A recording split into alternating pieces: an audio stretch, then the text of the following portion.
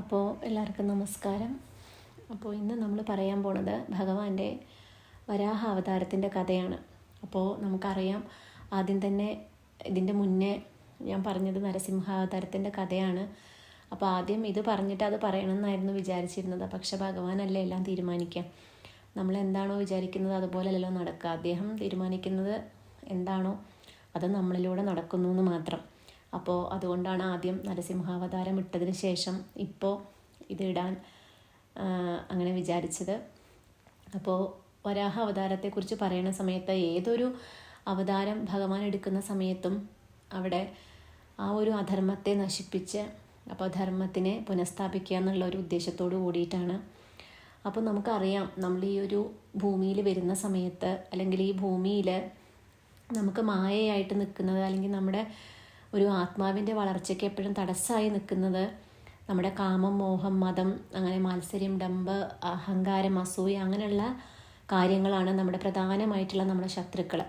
അപ്പോൾ നമുക്ക് മോക്ഷത്തിൻ്റെ പാതയിലേക്ക് പോകുമ്പോൾ അല്ലെങ്കിൽ മോക്ഷത്തിൻ്റെ പാത അതിലേക്ക് നമ്മൾ നടന്നു പോകുമ്പോഴും അവിടെ നമുക്ക് നേരിടേണ്ടി വരുന്ന ഒരു പ്രധാന ശത്രുക്കളാണ് നമുക്ക് അതിൽ ഏറ്റവും പ്രധാനപ്പെട്ടെന്ന് പറഞ്ഞാൽ ആ കാമം എന്നുള്ള ഒരു വികാരം. അപ്പോൾ അത് ആ ഒരു എന്താ പറയുക, ധർമ്മത്തിന് വിരുദ്ധമായിട്ടുള്ളത്. അപ്പോൾ ആ ഒരു തരത്തിലുള്ള കാമം എന്താണ് ഉണ്ടാവുക, ഈ ലോകത്തിനെ തന്നെ നശിപ്പിക്കും. അപ്പോൾ അങ്ങനെ ഉള്ളൊരു കഥയാണ് ഈ ഒരു ഭഗവാൻ ആ ഒരു അദ്ദേഹത്തിൻ്റെ അവതാരത്തിൽ വരാൻ ഉണ്ടായ ഒരു കാരണം എന്ന് പറഞ്ഞു കഴിഞ്ഞാൽ. അപ്പോൾ മരീചി പുത്രനും അതേപോലെ തന്നെ മഹാഋഷിയുമായിട്ടുള്ള കശ്യപ പ്രജാപതിക്കും അദ്ദേഹത്തിൻ്റെ പത്നി ദിതിക്കും സംഭവിച്ച ഒരു കഥ, അല്ലെങ്കിൽ അവർക്ക് പറ്റിയ ഒരു വീഴ്ച എന്ന് വേണമെങ്കിൽ പറയാം. പക്ഷേ അതും എല്ലാം തീരുമാനിക്കുന്നത് ഭഗവാൻ തന്നെയാണ്. കാരണം അദ്ദേഹത്തിന് ഈ ഭൂമിയിൽ വന്ന് ചില കാര്യങ്ങൾ ചെയ്യേണ്ടതായിട്ടുണ്ട്. അപ്പോൾ അതിന് ഓരോ ആൾക്കാർ നിമിത്തമാവുന്നു എന്ന് മാത്രം. അപ്പോൾ അവരിൽ അങ്ങനെ കാമം ബാധിച്ചതിൻ്റെ ഫലമായിട്ട് അവർക്ക് ഹിരണ്യകശിപു, ഹിരണ്യാക്ഷൻ എന്നുള്ള അസുരന്മാർ അങ്ങനെ ജനിക്കുകയാണ്. അപ്പോൾ ആ ഒരു കഥയിൽ നിന്നാണ് നമ്മൾ ഭഗവാന്റെ ഈ ഒരു അവതാരത്തെക്കുറിച്ച് പറഞ്ഞു തുടങ്ങുന്നത്.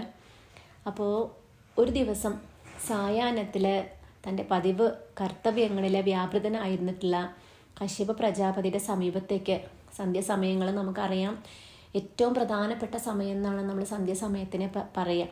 അപ്പോൾ ആ സമയത്ത് ഭഗവാന്റെ കാര്യങ്ങളിൽ അല്ലെങ്കിൽ ഭഗവാന്റെ ആ ഒരു പൂജ അല്ലെങ്കിൽ അദ്ദേഹത്തിൻ്റെ നാമജപങ്ങളിൽ നമ്മൾ മുഴുകുക എന്നുള്ളതാണ് സാധാരണമായിട്ടുള്ള നമ്മുടെ ഒരു ധർമ്മം.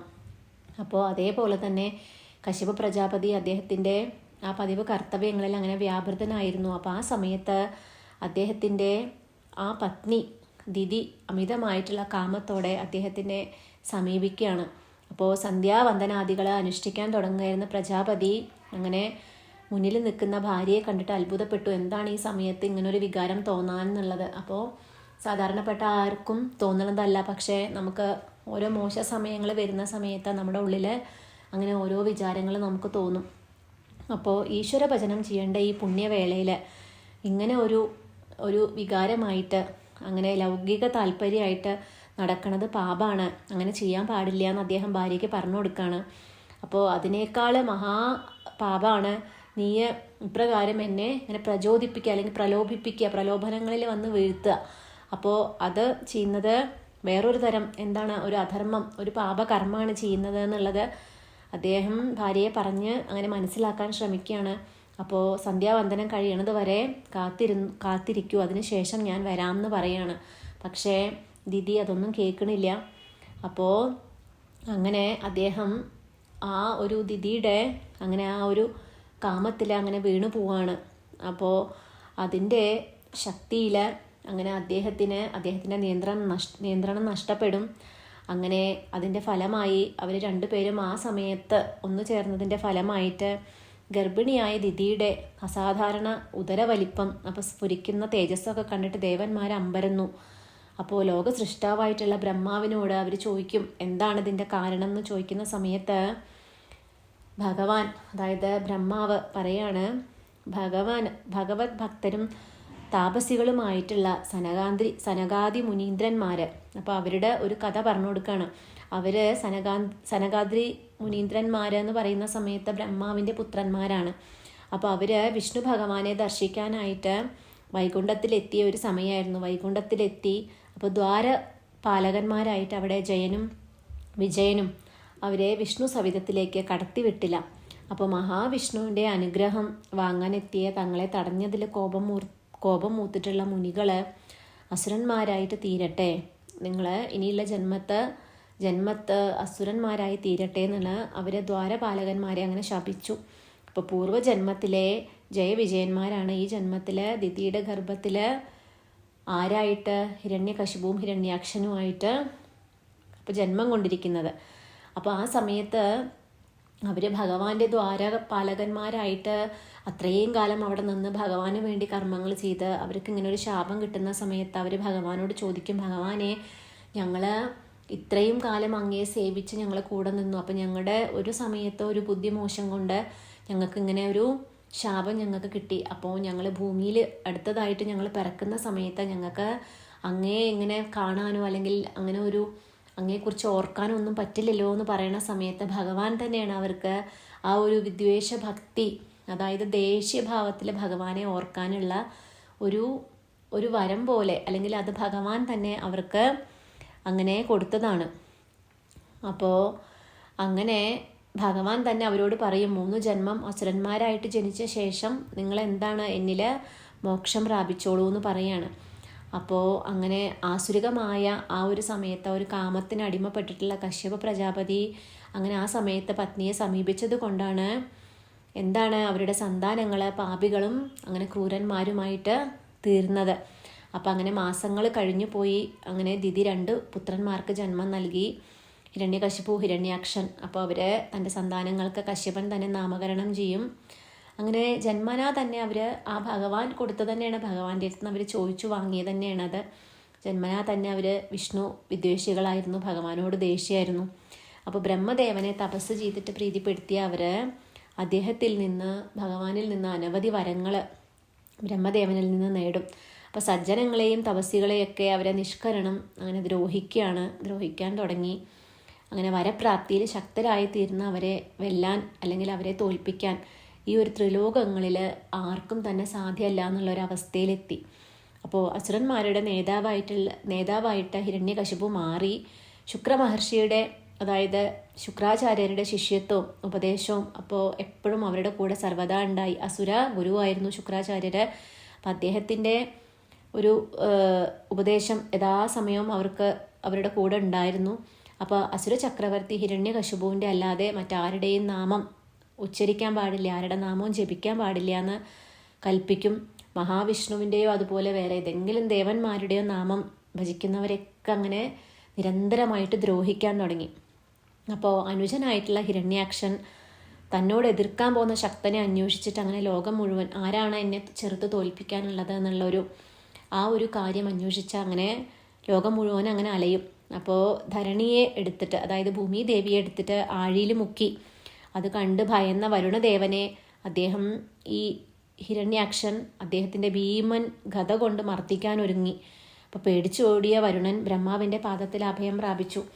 കാര്യങ്ങൾ മനസ്സിലാക്കിയിട്ടുള്ള ബ്രഹ്മാവ് അസുരൻ നിഗ്രഹം, അതായത് അധർമ്മം അങ്ങനെ കൂടാൻ തുടങ്ങി. അപ്പോൾ ഭൂമിയെ രക്ഷിക്കുക എന്നുള്ളത് കടമയാണ്, ഭഗവാന്റെ കടമയാണ്. അപ്പം അതിനു വേണ്ടി ഭഗവാനെ അങ്ങനെ പ്രാർത്ഥിക്കാൻ, അങ്ങനെ സ്മരിക്കാൻ തുടങ്ങി. അപ്പോൾ കാരുണ്യവാനായിട്ടുള്ള ശ്രീപത്മനാഭൻ അങ്ങനെ ബ്രഹ്മാവിൻ്റെ നാസികയിലൂടെ, മൂക്കിലൂടെ ഒരു ചെറിയൊരു വരാഹ രൂപത്തിൽ അങ്ങനെ പുറത്തു ചാടി. അപ്പോൾ വിഷ്ണു ഭഗവാന്റെ 3ാമത്തെ അവതാര കഥയറിഞ്ഞിട്ട് അങ്ങനെ ആകാശത്ത് ദേവകളും മുനിമാരും അങ്ങനെ വരാഹമൂർത്തിയെ, ഭഗവാനെ, സാക്ഷാൽ നാരായണനെ അങ്ങനെ സ്തുതിക്കാൻ തുടങ്ങി.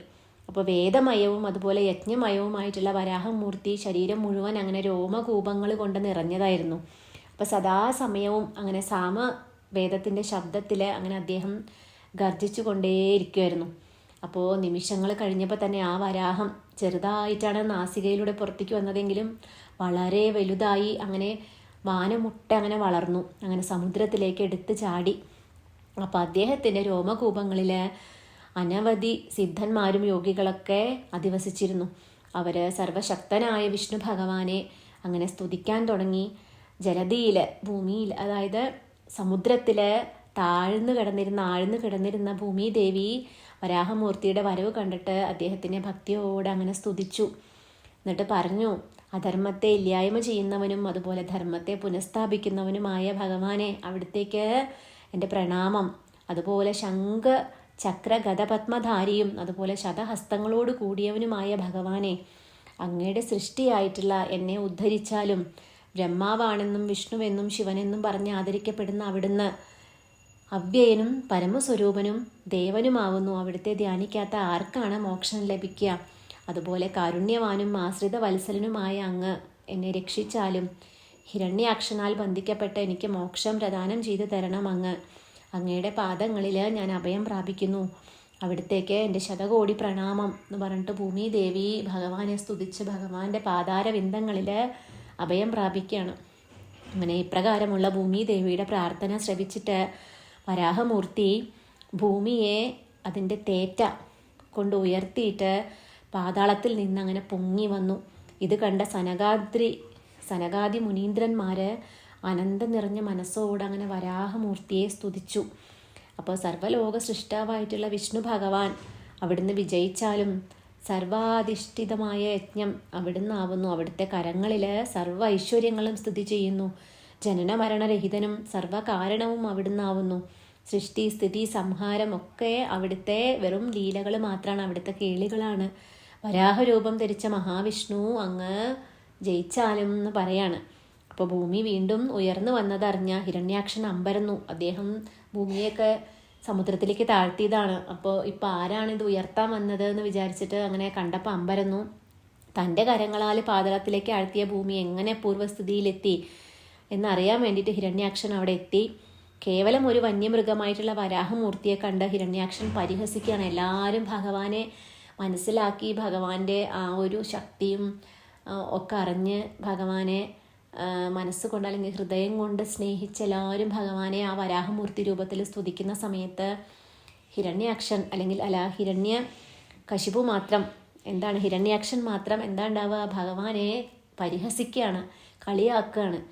അപ്പോൾ ഹിരണ്യാക്ഷൻ്റെ ആ പരിഹാസം അങ്ങനെ പരിഹസിച്ച് ഇങ്ങനെ ഇരിക്കുകയാണ്. കാരണം വിദ്വേഷ ഭക്തിയാണല്ലോ കിട്ടിയിരുന്നത്. അപ്പോൾ ഭഗവാനെ ഒരിക്കലും സ്തുതിക്കാൻ തോന്നില്ല. ഭഗവാനെ ദേഷ്യം കൊണ്ട് പരിഹസിക്കാനും എപ്പോഴും ഭഗവാനെ വിദ്വേഷിച്ച് നടക്കാനൊക്കെ തോന്നും. അപ്പോൾ തൻ്റെ ഗത കൊണ്ടുള്ള ഒരടിക്ക് പോലും ഇല്ലാത്ത ഇവനാണോ, ഈ ഒരു വരാഹാണോ എൻ്റെ വൈരി, എൻ്റെ ശത്രു, അതായത് നിസ്സാരനായ ഇവനെ ഇപ്പം തന്നെ ഞാൻ ഇല്ലാതാക്കും എന്ന് ഉദ്ദേശിച്ചിട്ട് ആസുരൻ തൻ്റെ ഗതയും ചുഴറ്റിയിട്ട് അങ്ങനെ വരാഹത്തിനടുത്തേക്ക് അങ്ങനെ പാഞ്ഞെത്തി. അപ്പോൾ അന്ധനായിരിക്കുകയാണ്, കോപം കൊണ്ട് അന്ധനായിട്ടുള്ള ഹിരണ്യാക്ഷനെ ഭഗവാൻ നേരിട്ടു. ഹിരണ്യാക്ഷൻ്റെ ഗതയും വരാഹമൂർത്തിയുടെ ഗതയായ കൗമോദയവും അങ്ങനെ തമ്മിൽ ആഞ്ഞടിച്ചു. അപ്പോൾ ആ ശബ്ദത്തിൽ ത്രിലോകം അങ്ങനെ കുലുങ്ങി. അപ്പോൾ ഇരുവരുടെയും ഗതകൾ സമുദ്രത്തിലേക്ക് തെറിച്ചു വീണു. അപ്പോൾ വരാഹമൂർത്തി സുദർശനത്തെ അങ്ങനെ ധ്യാനിച്ചിട്ട് കരങ്ങളിൽ വരുത്തി. അപ്പോൾ അത് കണ്ട് കോപം പൂണ്ട ഹിരണ്യാക്ഷൻ്റെ ദിവ്യമായ ശൂലം എടുത്തിട്ട് ഭഗവാനെ എറിയും. അപ്പോൾ ഭഗവാൻ നിമിഷ നേരം കൊണ്ട് തന്നെ അതിനെ ഭസ്മമാക്കി മാറ്റി. അപ്പോൾ ഒടുവിൽ ഇരുവരും തമ്മിൽ മുഷ്ടിയുദ്ധം അങ്ങനെ ആരംഭിക്കും. ഏറെ നേരത്തെ ബലപ്രയോഗത്തിന് ശേഷം പരാജിതനായിട്ട് താഴെ വീണ അസുരൻ്റെ അതായത് ഹിരണ്യാക്ഷൻ്റെ മാറിനെ ഭഗവാൻ തേറ്റ കൊണ്ട് അങ്ങനെ പിളർന്നു. അപ്പോൾ അസുരൻ്റെ അതായത് ഹിരണ്യാക്ഷൻ്റെ ശരീരത്തിൽ നിന്ന് ഒഴുകിയ രക്തത്തിൽ ആഴി സമുദ്രം അങ്ങനെ ചുവന്നു. തൻ്റെ യോഗശക്തിയാൽ ആഴി മധ്യത്തിൽ ഉറപ്പിച്ചിരുന്ന ഭൂമിയെ അങ്ങനെ വരാഹമൂർത്തി യഥാസ്ഥാനത്ത് ഉറപ്പിച്ചു. അപ്പോൾ ഹിരണ്യാക്ഷവധം നിർവഹിച്ചിട്ടുള്ള വരാഹമൂർത്തി അങ്ങനെ വൈകുണ്ഠത്തിലെത്തി വിഷ്ണു ഭഗവാനിൽ ലയിച്ചു. അപ്പം അതാണ് വരാഹമൂർത്തിയുടെ കഥ. സാക്ഷാൽ ഭഗവാൻ പല പല അവതാരങ്ങളിൽ വന്ന് നമ്മുടെ ഈ ഭൂമിയിൽ അധർമ്മത്തിനെ ഇല്ലാതാക്കി ദുഷ്ടശക്തികളെ നിഗ്രഹിച്ച് അവിടെ ധർമ്മം പുനഃസ്ഥാപിച്ച് ഏത് സമയവും ആ ഭഗവാന്റെ ഒരു ആവശ്യം എപ്പോഴാണോ ഭൂമിയിൽ വരിക ആ സമയത്ത് ഭഗവാൻ ഏത് രൂപത്തിലാണോ എങ്ങനെയാണോ ഭഗവാൻ വരും. അവിടെ ധർമ്മം പുനഃസ്ഥാപിക്കുക എന്നുള്ളത് ഭഗവാന്റെ ഒരു കർത്തവ്യമാണ്. അത് ഭഗവാൻ എന്തായാലും ചെയ്തിരിക്കും. അപ്പോൾ എല്ലാവരും ഭഗവാന്റെ കഥകൾ കേൾക്കുക, ഭഗവാനെ എപ്പോഴും സ്മരിക്കുക. അങ്ങനെ ഭഗവാനെ ആ ഒരു ഭക്തിയിൽ ആറാടിക്കൊണ്ട് തന്നെ ഭൂമിയിൽ ജീവിക്കാൻ ശ്രമിക്കുക. എല്ലാവരും സന്തോഷമായിട്ട്, സമാധാനമായിട്ട്, സ്നേഹത്തോടെ, ഐശ്വര്യത്തോടെ ഇരിക്കാൻ ഭഗവാനോട് പ്രാർത്ഥിക്കുന്നു. ഓം ശ്രീ രാധേ കൃഷ്ണ.